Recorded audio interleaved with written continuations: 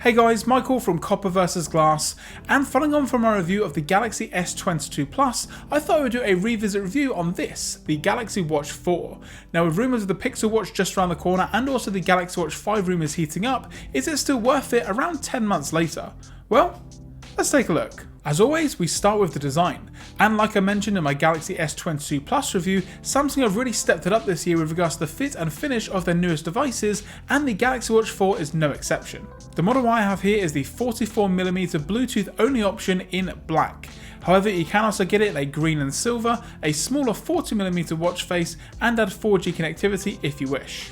Now the Watch 4 goes for a much more classic watch design with the round face, compared to something that you do get with a slightly rounded rectangle from Apple with their Apple Watch series, but in general I actually do prefer the round watch face as opposed to anything else. For me, I do also like using sort of an analog watch face on my device instead of digital, so that just fits in a lot nicer with the round design. The casing is made of an aluminium with a nice chamfered edge to add a little bit of flair. Now it goes really well with the Phantom Black S22 Plus that I have here, with the bezeled metal edge kind of matching the camera housing to the metal frame on the actual watch itself. So for me, it's a pretty good pairing between the two of the S22 Plus and the Watch 4. The front glass is flat, which I actually do prefer as opposed to any sort of rounded glass on a watch, and it's made of Griddle glass with DX Plus. Now it's a bright Super AMOLED screen with amazing viewing angles and of course great outdoor viewing, which you can kind of expect with pretty much any modern day Samsung panel. It comes in at 450 by 450 pixels, giving a great PPI of around 321. Now I had no issues using the watch indoors, outdoors, or in any sort of lighting conditions.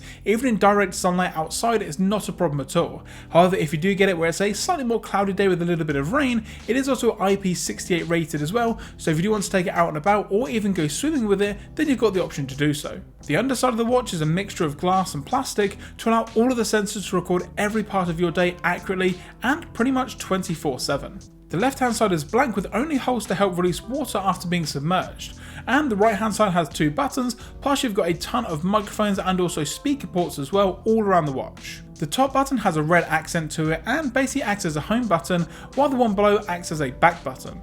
Now due to a recent software update, you can now use the Google Assistant on the Galaxy Watch 4, and you can also program it so that a long press of the top button with that red accent brings up the Google Assistant instead of the power options or Bixby. Overall, moving around the watch is super simple with everything that you've got here, and it's made it a lot easier by the fact that the bezel of the watch is also a capacitive touch sensor.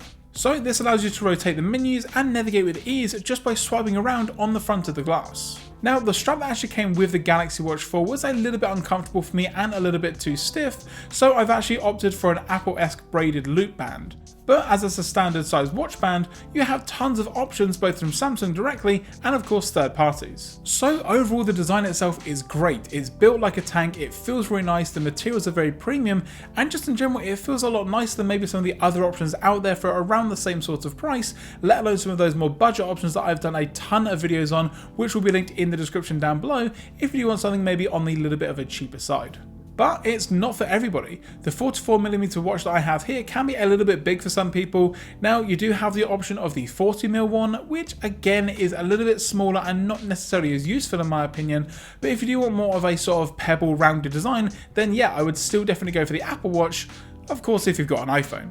Also, if you're used to a more subtle watch that doesn't really come up too far from your wrist, then the Watch 4 may not be for you. Now you can also get a stainless steel Watch 4 Classic, but to be honest, that's even bigger. So all those rumours about the Pixel Watch being very slim and more like a pebble-like design, if that is something you're looking for, then maybe hold out for what Google have got coming. So next up we have the internals of the Galaxy Watch 4, and this is massively improved from what came before, and obviously I've used a ton of budget options, and this is head and shoulders above what they're offering currently. Now you have the Exynos W920 backed up by 16GB of storage to allow you to carry music around without having your device, and you do also have 1.5GB of RAM. Now I know that doesn't necessarily sound a lot compared to maybe 256GB of storage and 12GB of RAM like you do get in some modern smartphones, but just in general for what I need it to do and just in general what Wear OS actually does, this setup works perfectly fine. Now it is going to be running Wear OS from Google, however what's on top of it is by Samsung, which is One Watch UI 3, so it's Google but it's kind of Samsung's own version. Now of course it's hard to put a watch through its paces much like you can do with a smartphone review, but just in general anything that I wanted to do on the watch was fast, snappy and no hiccups whatsoever. And there's also a ton of customization built in because it is of course Wear OS. You've got tons, and I mean tons, of options on the Play Store for different watch faces, applications, or even games that you can run directly on your watch. A long press of the watch face allows you to change with ease. Now there are a ton of built-in options, but like I mentioned, you've got loads of options from third parties on the Play Store, but for me I actually like the built-in watch faces that you get with Samsung devices. Some of them are fun, a little bit quirky, some are more serious and a little bit more sophisticated, so even if you don't download any third-party options, you've also got loads of options built directly into the watch itself. Now, while we can't really measure performance, what we can talk about are the features of the watch that you can interact with. Now you've got the normal stuff on board like heart rate, step counting, a ton of workout options, plus loads more. Now you do also have some newer features to smartwatches like blood pressure, ECG and body composition, which is basically a way of seeing everything from body fat, weight, and even something called skeletal muscle, and don't even get me started on what that is. So if you want to know something about your body, chances are this watch can tell you. Of course, along with all the health options that you get with the Galaxy Watch 4, you also got all of these standard smartwatch stuff such as notifications. And this basically works on every application on your phone.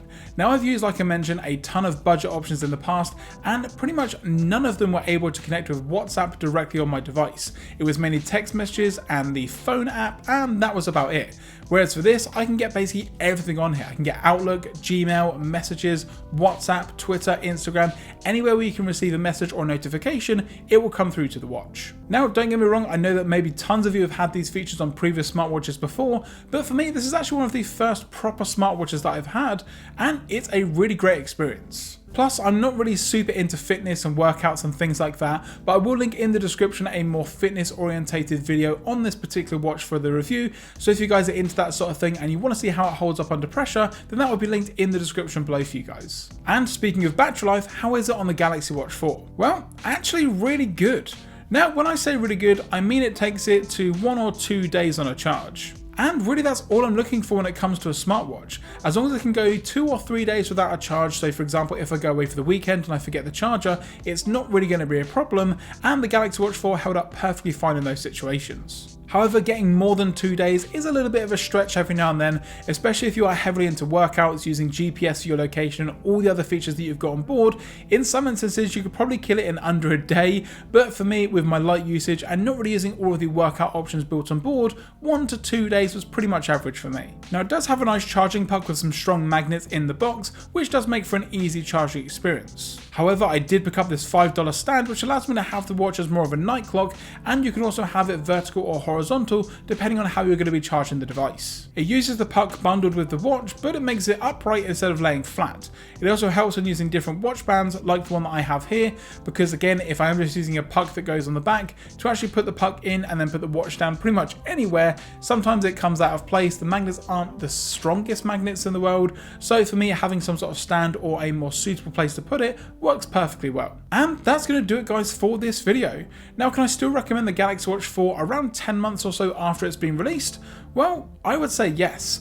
Even with what Samsung have got coming up with the Galaxy Watch 5 and obviously Google and their Pixel Watch, this is still a very viable option for a smartwatch even in 2022 or even going into next year. It's still super speedy at what it does, the design still looks great, and it's got all of the features that you could want. I mean, come on, you can even use it as a remote for your Galaxy smartphone if you do want to take pictures, selfie pictures, timed photos. Again, it's got every feature you can think of. But let me know in the comment section down below if you guys are currently using a smartwatch, whether it's something from Apple, Samsung, or any other brand out there, even the more budget options, and I will try and link pretty much every budget option video that I've done in the description down below, so that if you guys do want to pick up a smartphone on a budget, maybe under $50 or even under $30, then I've definitely got you covered with all of my videos in the description down there below.